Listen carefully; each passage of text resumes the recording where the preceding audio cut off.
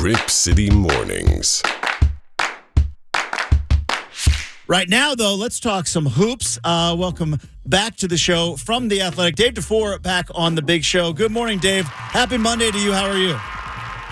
Good morning. Happy Monday. I'm fantastic. We had a great opening weekend of basketball, if you can ignore the fact that two of the stars of the game got injured on the dumbest play in the sport.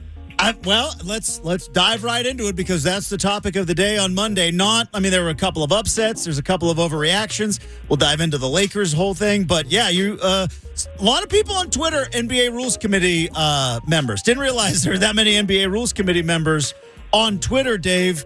But, yeah, when you see arguably maybe the best player in the league in Giannis, top 5, at least top 10 guy in Ja Morant, both go down from this, sliding in, getting out of the restricted area.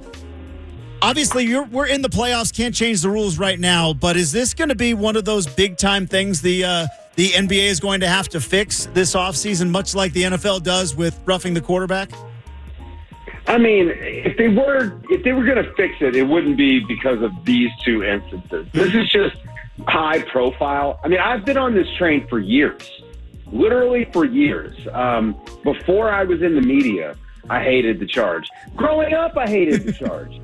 I had a coach once who tried to coach me to draw a charge, and I explained that I actually try to play defense. It's against my sensibilities to go out and try to cheat the game. And so, I think that sliding in charge is cheating the game. It's not an athletic play. It's not a basketball play. It takes no athleticism whatsoever. That's why you have all these white guys across the country that do it and cheer for it, and all these white coaches that teach it. It's the worst. It is the worst thing about basketball. It embarrasses me as a white guy every single time I see a white guy out there flopping all over the floor. I can't stand it. The charge needs to go. And I'm glad to see everybody's finally on board with that, but it only took two of the most electric stars in the NBA getting injured to trigger that. I mean, Ja Morant might be out for longer than Giannis. It seems like Giannis is probably going to be available for game 2. But yeah, we don't know what's going on with Ja.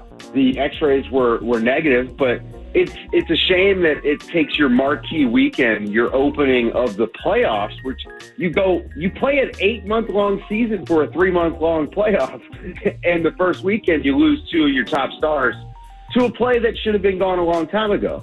And the truth is, the NBA has just neutered defense so much that you have fans of the game who are arguing that the charge should stick around. The worst play in basketball, the charge, that takes away countless poster dunks and highlight reel plays and amazing action. You have fans who have just been beaten over the head senselessly with rampant offense, who are saying, you know what, the defense doesn't have any other tool in the tool bag. So if you're going to ban the charge, you got to also make it so guys can play defense. And maybe bring back hand checking, I'm not sure, but at least call moving screens. At least call all the travels and the double dribbles and the carries. Allow defenses to play defense so they don't feel this desperation at the basket to slide in when a guy jumps up and potentially end his career. That's it. That's all I got on charges. They should go. I love it. Is this Mike Krzyzewski's fault? Is this Duke's fault? They did this, right? No, man. Listen, dude. The white guys have been drawing charges since basketball got integrated. and we just got to get over this. It's got to go away, man. Play some defense. Play defense. Do plyometrics. Do something. Learn how to play some defense. But just the charge sucks, man. It sucks. What? You would never do it out playing with your buddies, ever. You'd be so embarrassed to do it. Well, somehow the top tier, top 1% of players ever to exist are out there falling all over the floor. It's embarrassing. Well, I think there's a couple of things I'm curious because you mentioned kind of letting guys actually play defense. How much of this is also essentially you get guys going downhill in the NBA, charging the lane, getting up in the air. Anthony Davis drew a charge. He should never be drawing a charge. Go up and try to block a shot. But we've seen the fact that you don't get rewarded for kind of protecting the rim a lot anymore because guys get free throws essentially when they're going downhill. Is that another thing that could kind of change maybe the culture of it? Is just no, you got to go up and protect the rim. And maybe if there's a little bit of body contact, we don't call that. Yeah, you've got to allow defenders to try to make plays. And basketball has contact in it. It's not a collision sport, and it charges a collision. I think Mo DeKeel on the Daily Ding today made that great point. That's a collision. You got to get rid of collision. Collision's in the air, right? That's a little bit different. When you're meeting the body, no one's throwing their own body recklessly. You can stand there and you can throw another guy off. But if you jump up, you've got to do it in a more careful way. And I just think allowing these guys to meet in the air is the way to solve this. We already have offensive foul rules. If a guy extends his elbow, if a guy extends his arm, we already have defensive foul rules. We've got verticality has been defined. And I would just say maybe inside the restricted area, the verticality rules get relaxed just a little bit. Like if a guy is airborne and we play this is an above the rim league, you got to let the defense also play above the rim. And look, there's a way to sort this out, but it involves trusting the referees to use their experience, use their gut, and to call things that are in the spirit of the game rather than black and white by the rule book. And so, this all goes back to the cheating scandal, the referee cheating scandal. Mm-hmm. They want everything legislated black and white and called that way. Now, the teams want it because you got a lot of guys who, like finance guys, who only care about bending the rules. And so what they want to do is figure out how do we break all these rules, whether it's flopping, whether it's, whatever sort of ways they're trying to get around the rules. And then it's to avoid the referees from using their own personal bias or whatever the case may be. The truth is those referees know the game of basketball. They've been around it their whole lives. They know how it's supposed to go. And they can put a better product on the floor by using that experience to call things that are just in the spirit of the game. The game flow just gets so thrown off when we have to go to review and, we have all these trips to the free throw line, the flopping, the incessant flopping. So defenses, they have just no recourse. And so they feel like they got to slide in there with the charge. It's just got to go away. But I think that the way that defense is legislated and adjudicated on the court should be completely revamped. Dave DuFour of The Athletic joining us here on 620 Rip City Radio. Dave, it's interesting. We never learn our lesson as sports fans, right? Which is take game one with a grain of salt. Now, injuries, that may be a little bit of a difference in terms of some of these series, but it's almost as if the playoffs come around and we forget all playoffs ever before have happened, and we just instantly overreact to game one. But with that being said, the Lakers go to Memphis. Pretty significant victory. Ja goes down. Anthony Davis comes back from an injury, doesn't go away and sit out for a week, which is a bit surprising. And there was a lot of hot takes, a lot of clickbaity stuff about, watch out for the Lakers, watch out for the Lakers. And I've been rolling my eyes. And now, Dave, I'm a little bit worried that maybe we have to watch out for the Lakers. And I don't like it. I think you got to watch out for the Lakers. God. I hate to tell you that, man. Honestly, the Lakers turn around, and I know it's the Lakers, and everyone has that taste in their mouth when they see that name.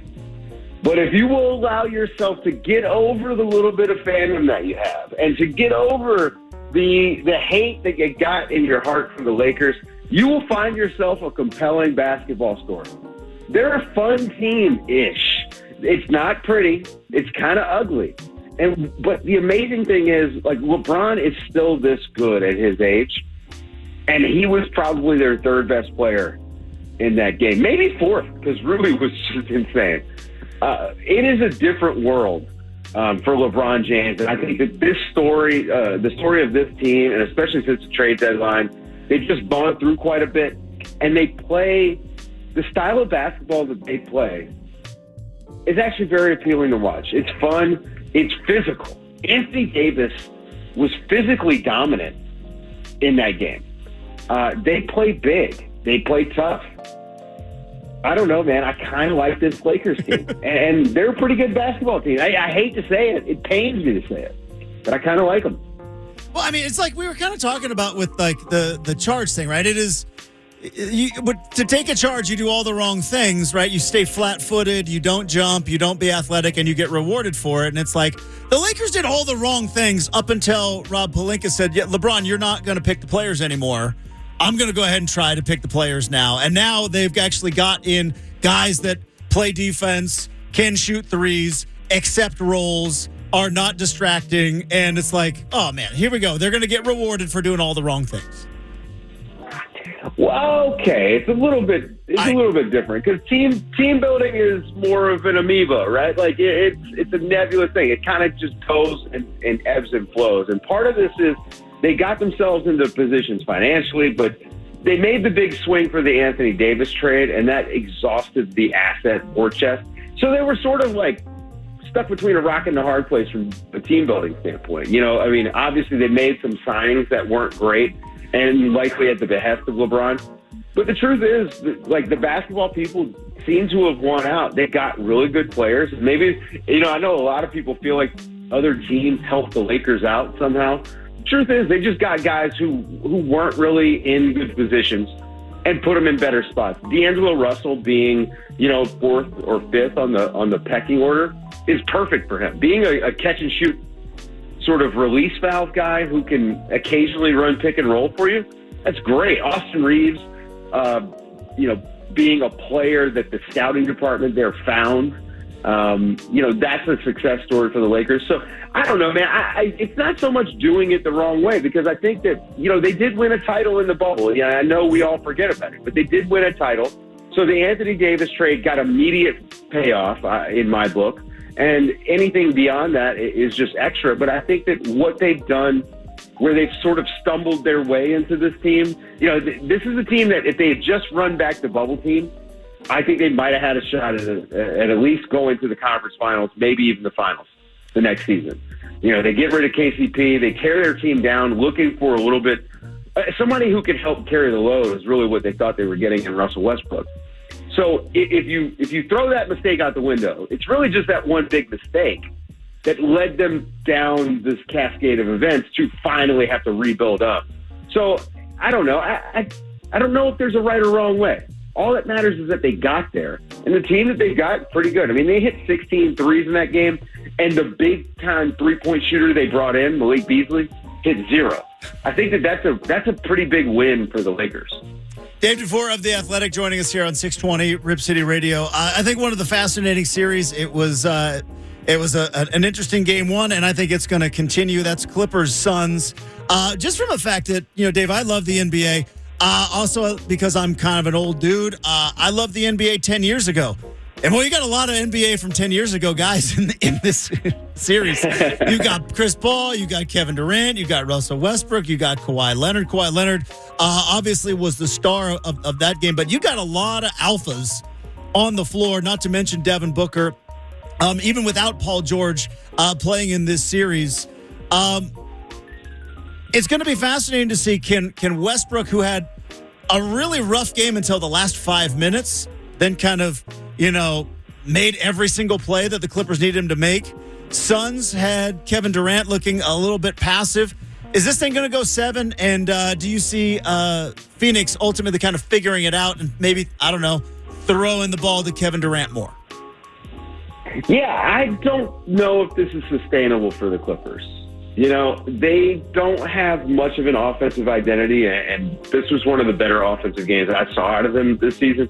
Now, I do know Kawhi has it. Kawhi has been fantastic for like the last 30 games of the regular season, and then obviously with the performance he put up in game one. That's a guy I don't worry about.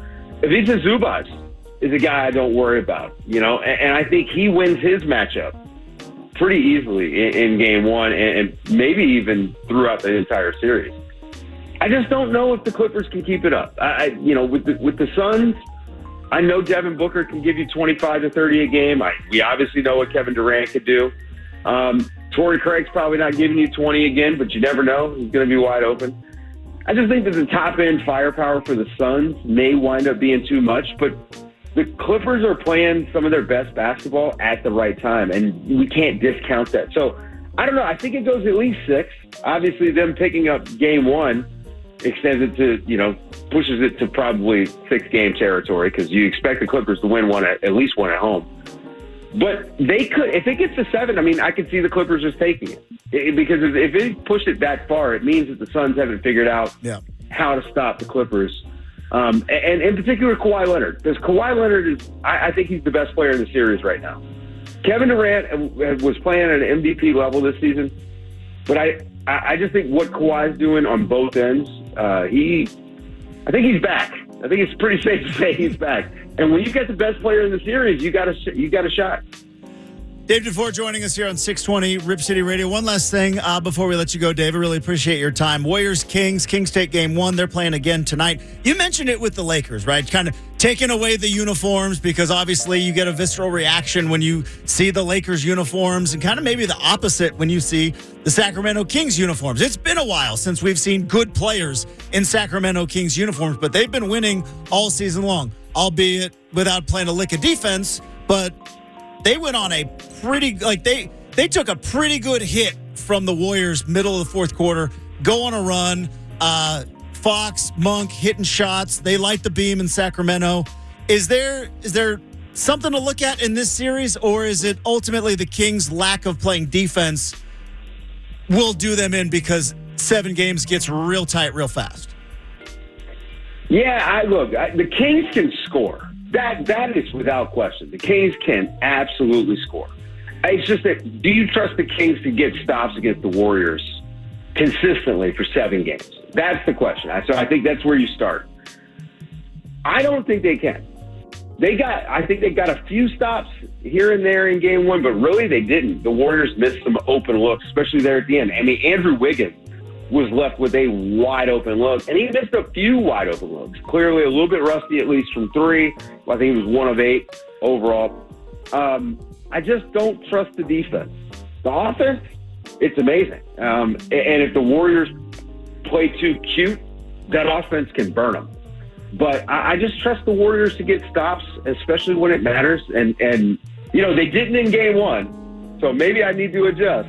And you get a 70-point outburst from Monk and Fox, and that's quite a bit for the Warriors to sustain. But I don't know. I think it's a good story from the Kings. I think they're a really good basketball team, but I think that they've run up against a team that is just a little bit more built for this. And so, I think the Warriors will likely wind up winning this in 6. But if it goes in 7 again, because of how high-powered that Kings offense is, man, the Kings could win. This playoffs is pretty wide open. Dave DuFour of The Athletic. You can follow him on Twitter at Dave DuFour NBA. He has me rethinking my entire basketball career. 1997, Douglas High School, most inspirational. No big deal, Dave. Took a lot of charges, slapped the floor a lot, rethinking my entire basketball existence. But you know what? We'll bring you on for compelling content you delivered today. Thanks so much. Enjoy the rest of the playoffs. We look forward to talking to you again soon. Absolutely. Remember, man, respect yourself and don't draw charges. There you go.